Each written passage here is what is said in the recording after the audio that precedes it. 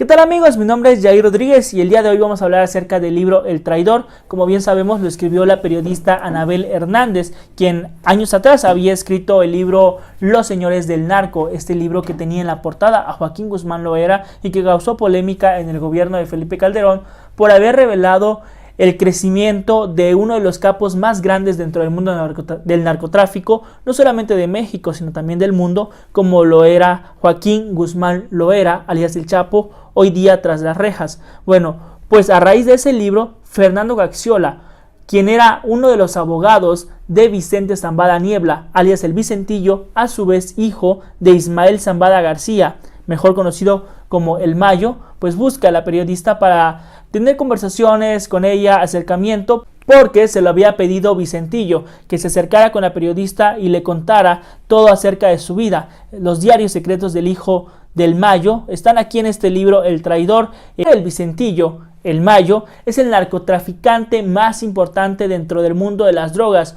No fue el Chapo Guzmán como se nos hizo creer, esto lo menciona Anabel, que el verdadero líder del cártel de Sinaloa, el cártel más poderoso de este país, pues es Ismael El Mayo Zambada y no el Chapo. Pues prueba de ello es que hoy día sigue siendo uno de los cárteles más importantes, aún con el Chapo tras las rejas, pero El Mayo nunca en sus más de 50 años como parte del narcotráfico y como líder de uno de los cárteles más grandes en el mundo, jamás ha pisado la cárcel.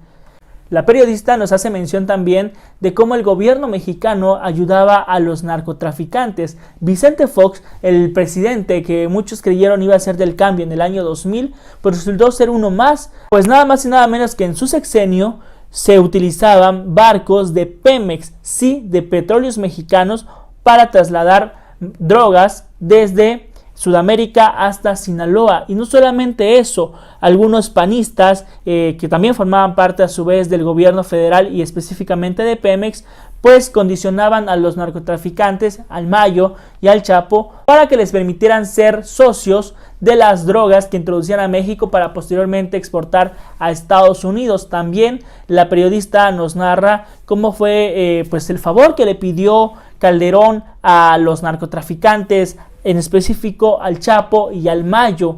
Ahí nos menciona que Calderón, le mandó a decir que él no podía con la situación que estaba pasando el país en el año 2008-2009 cuando comenzó toda esta guerra del narcotráfico, y le pidió el favor al Mayo y a Joaquín Guzmán para que se acercaran con los otros cárteles y a su vez ellos pudieran hacer una tregua y calmar la situación que el panista no podía mantener en México.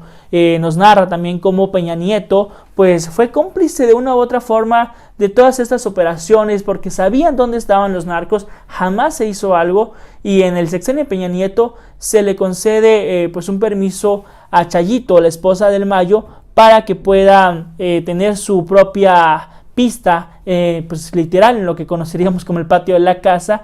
Esto fue concedido nada más y nada menos que por Secretaría de Comunicaciones y Transportes en el sexenio de Peña Nieto.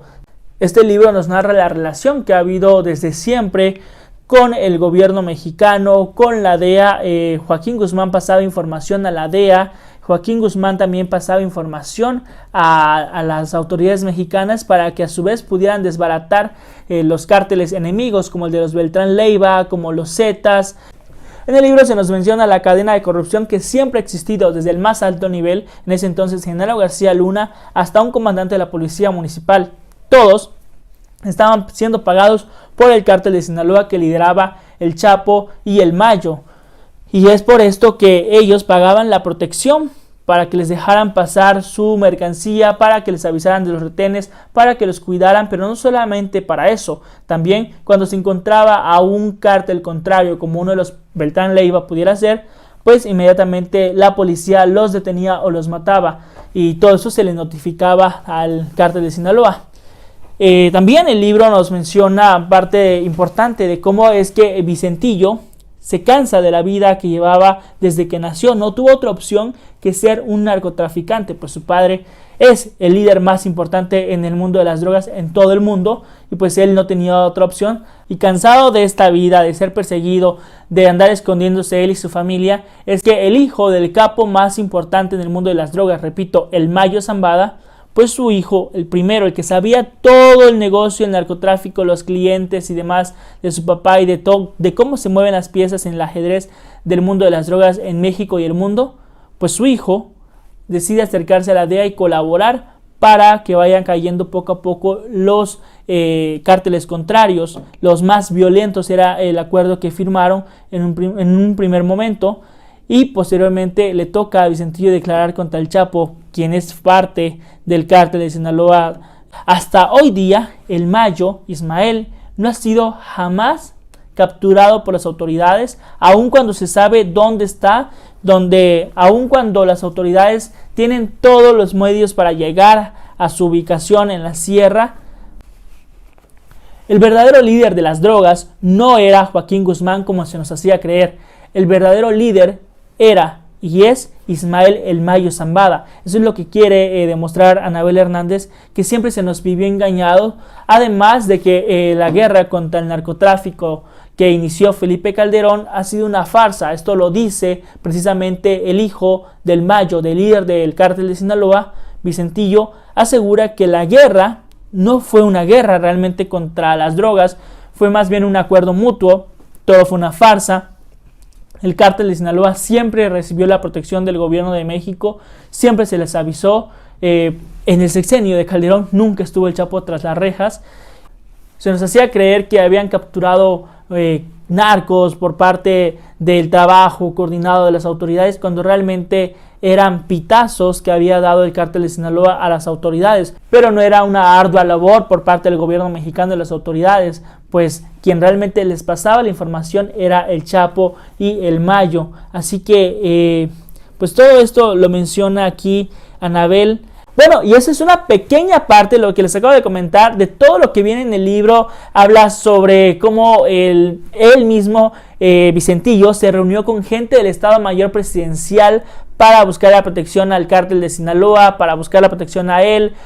Todos los presidentes que se vieron involucrados o que se han sentado a la mesa con los narcotraficantes, quiénes han sido los mensajeros del gobierno hacia el cártel de Sinaloa, estos acuerdos que tienen a veces con los cárteles para fingir las detenciones y posteriormente soltarlos o darles menos años. En fin, todo esto lo menciona Anabel Hernández, todo esto a través de los diarios secretos del Vicentillo, quienes muchos ven precisamente como el traidor. Y aquí explica él si realmente es un traidor al cártel de Sinaloa, al cártel que lidera su padre,